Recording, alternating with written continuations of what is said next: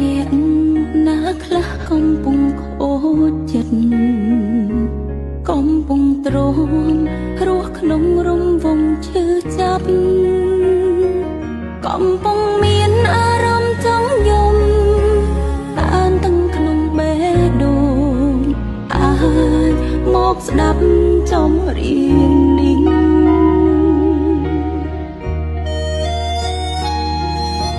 ព្រោះអ្នកច្រៀងក៏កំពុង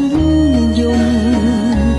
ខូចអារម្មណ៍ខូចចិត្តព្រោះតែស្នេហាក៏តែងចេញចំរៀងទឹកភ្នែកចំរៀងនៃស្រាលស្រាលគ្រាន់កំដរខ្លួនដែលកំសត់ដែលឯកាអ្នកខូចចិត្តអាចមកយំនឹងខ្ញុំយំឲ្យលឺ